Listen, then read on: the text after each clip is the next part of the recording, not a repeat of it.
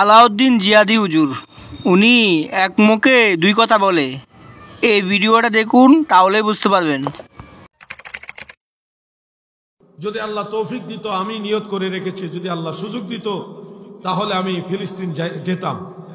যদি বাংলাদেশ থেকে ফিলিস্তিনের মুসলমানদের কাছে ইয়াহুদ এবং নাসারাদের বিরুদ্ধে ইসলামের পক্ষে জিহাদ করার জন্য যদি কাউকে নেওয়া হয়, আমি আলাউদ্দিন জিহাদি প্রস্তুত। আমার সাথে যারা যাবে তাদেরকে নিয়ে, ইসলামের পতাকা নিয়ে বেঈমানদের দুর্গ ভেঙে চুরমার করে দিয়ে আসবো ইনশাআল্লাহ। Wake up to reality. কোন জায়গায় আমরা ফিলিস্তিনের কোন পতাকা দেখিনি, সব জায়গায় রাস্তার মধ্যে এটা বলার দরকার নাই, সমস্যা না। ওরা দখল করছে যে এই জিনিসটা বোঝানোর জন্য হার্ড করে বলেন না, সমস্যা আছে।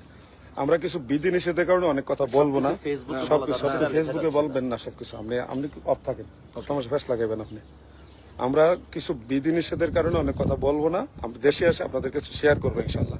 এটা আমাদের পার্সোনাল ট্যুর ছিল এবং এখানে আমরা যে আইসা মানুষকে বড় ধরনের সহায়তা করবো এই ধরনেরও আমাদের কোনো পরিকল্পনা ছিল না। আমরা আসার জাস্ট 2-1 দিন আগে মুফতি আলাউদ্দিন জিহাদি ভাই চিন্তা করলেন যে যাচ্ছি যেহেতু সুযোগ হলে তাদেরকে কিছু সহায়তা নিয়ে দেওয়া যায়। এই হ্যাঁ, আমি কিছু রাষ্ট্রীয় বিধি নিষেধের কারণে অনেক কথা আছে, আমি এখন বলবো না, আমি দেশে এসে আপনাদেরকে জানাবো।